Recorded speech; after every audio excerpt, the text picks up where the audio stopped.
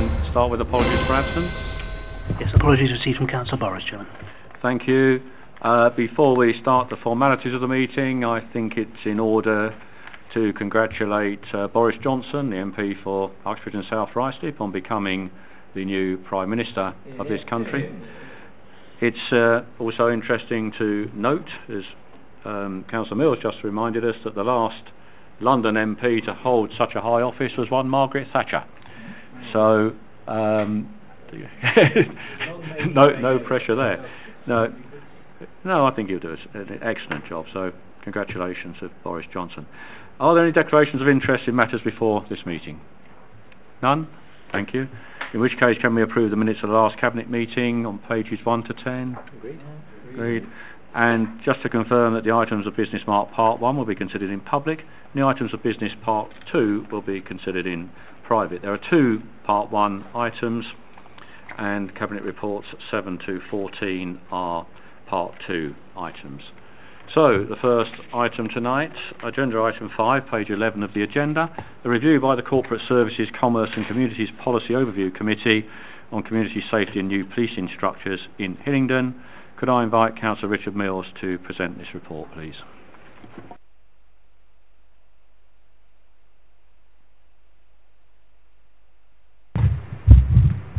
Thank you, Leader. Here at Hillingdon Council, we understand that the safety of our residents is paramount, and we work closely with the Metropolitan Police to protect local residents and tackle crime in our borough. This review, carried out by the Corporate Services, Commerce and Communities Policy Overview Committee, considered the working relationship between the Council and the police following significant changes within the structure of the Met. Since February 2018, the Metropolitan Police has undergone significant changes, with its old structure, which was directly aligned to the boundaries of our 32 London local authorities, replaced by 12 larger units that merged London boroughs together. Hillingdon merged with Ealing and Hounslow to form the West Area Borough Command Unit. And this review looked at these changes from both the Council and the police's perspective, to ensure that both the organisations were able to maximise the impact that these changes had to local residents. The committee heard evidence from officers within community safety and antisocial behaviour teams within the Council, as well as from the police themselves, and this evidence helped shape the review and our suggested recommendations. The review found that the Council and police share a strong working relationship under the new structure, driven by our relatively newly formed community safety team, with cross-borough operations and shared best practice benefiting from the changes. Both Council and police officers gave evidence to the review, and they were positive about the outlook for the BCU, with Hillingdon showing the lead in a number of areas of best practice, as well as the ability for the Council and police to work side by side, tackling crime across the area. The committee scrutinised existing procedures and practices across this area of the Council robustly, casting a critical eye over some of our existing arrangements. I'm delighted to see that this scrutiny is being well received by the Cabinet, and the willingness to adopt recommendations that identify change and improvement to how some of our services are delivered, all of which are to the benefit of Hillingdon residents. Furthermore, the Council's significant investment in a CCTV upgrade programme across the borough and state-of-the-art control room, which was subject to a site visit, was spoken of very highly, and is going to be a helpful tool to combat both crime and prevent crime for many years to come. This has also received significant support from the police themselves and from senior government ministers in this space. Finally, some members of the committee went out on patrol with a council-funded tasking team within the south of the borough one Friday evening to see firsthand what our investment in and specific direction of these resources really does deliver for us. It is the right of every Hillingdon resident to live free from both crime itself, but also the fear of crime. It is the committee's belief that these recommendations can build upon the excellent work that has already been undertaken by officers across this council to adapt to the new policing structures, and also maintain and improve the already successful partnership that Hillingdon has with our local police force. All of this to ensure the safety of local residents across Hillingdon.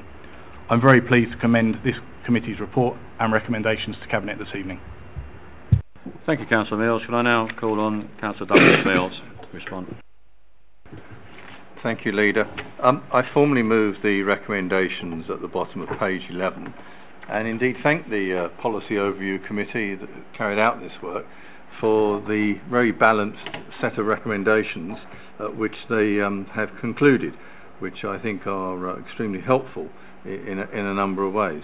I am particularly pleased that it's been recognised that the partnership working that we have with our police colleagues is quite effective here in Hillingdon, and it's something that we have put quite a lot of investment in, both in terms not just financial in terms of the tasking team, but investment in terms of the ongoing discussions, both at very senior officer level with the chief executive, personally involved discussions with the borough commander, as well as myself having regular liaison when issues arise or opportunities arise to ensure that we work together collectively.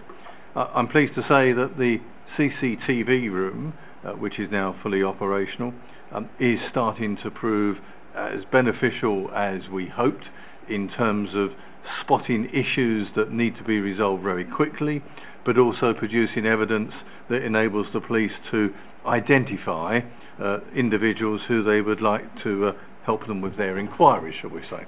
And it was also pleasing to have the opportunity of taking round, but he was then the Minister for Police, I'm not quite sure over the last 24 hours whether he's still in that role, but Mr Nick Hurd, Minister for Police, was able to see firsthand what we were doing and how the CCTV room was operating, and to get a very clear indication about how local authorities can play a very substantial part working with police and other statutory bodies to ensure that residents do in fact have a much safer environment in which to live.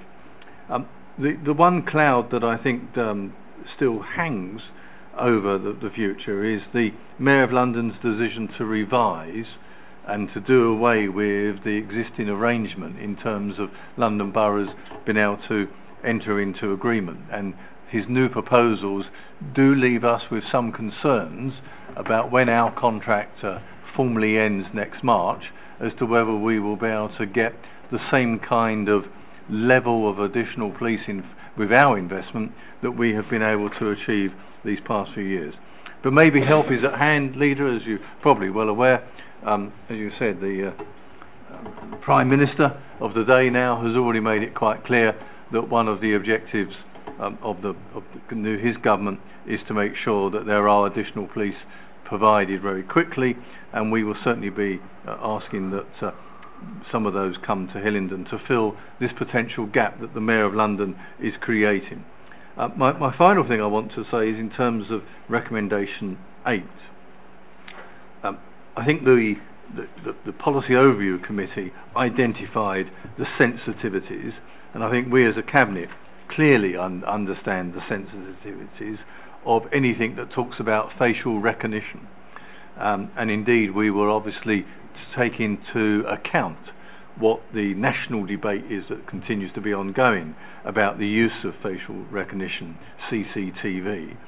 But I think in terms of the principle of what we're trying to achieve, the ability of that to assist us fulfill, and the police to fulfill the task in terms of, in particular, the missing children that happen from time to time, and vulnerable adults, which happens more often than probably people realise, then facial recognition could actually be a very helpful tool in terms of safeguarding those particular people.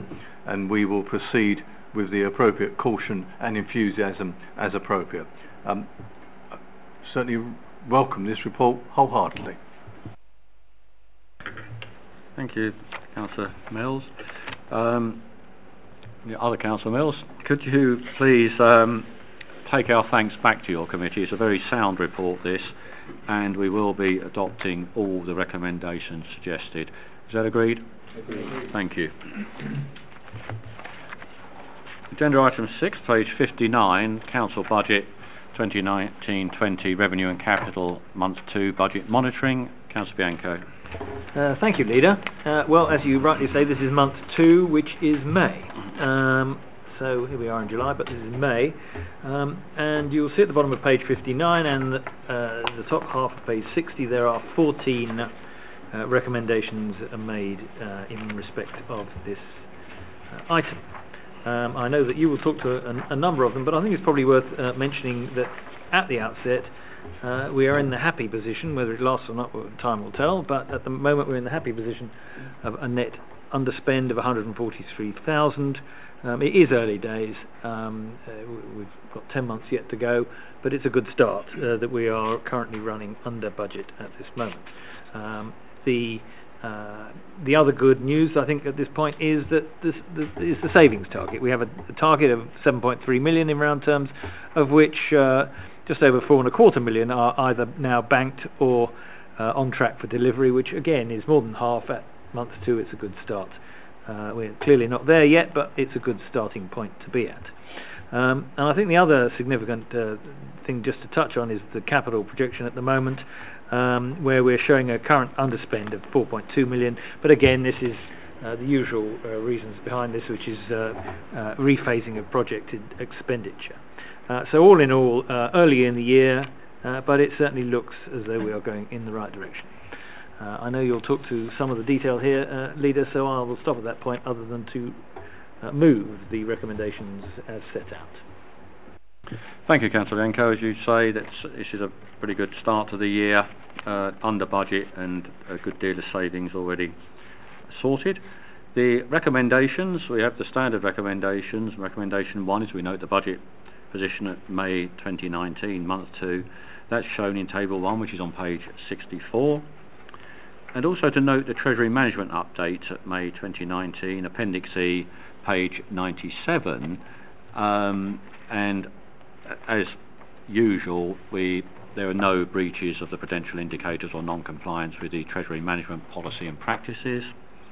Recommendation 3 is to continue the delegated authority to myself and the Chief Executive to approve agency and consultancy assignment that have totalled more than £50,000.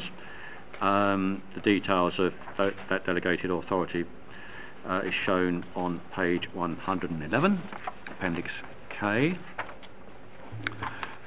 Recommendation 4, to accept funding of 645k from High Speed 2 Limited in respect of High Speed 2's Road Safety Fund. Now, this is an award for construction of road safety schemes that mitigate against some of the potential harmful impacts arising from the HS2 construction traffic. We will do what we can, but we cannot, unfortunately, protect our residents against the detrimental effect of High Speed 2.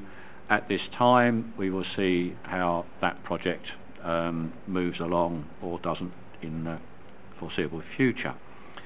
But it's worth taking the money now just in case it gets kicked into touch. Recommendation 5, approve the following grants from the Special Provision Capital Fund to Uxbridge College 40k, Moorcroft School 250k, and the associated capital release of totalling 290k.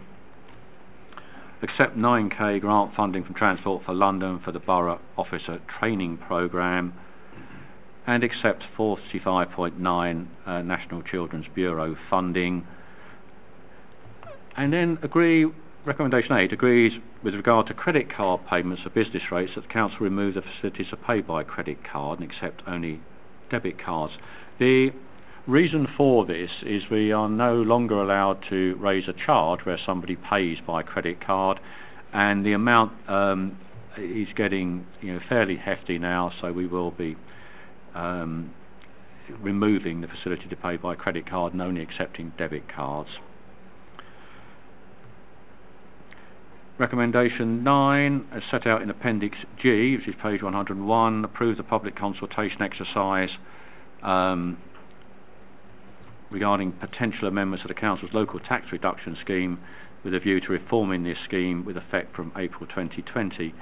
The changes to benefits have caused some difficulties in us administering this, and this is done to make the whole system easier for those affected and on benefits. That, as I say, is shown in Appendix G, page 101.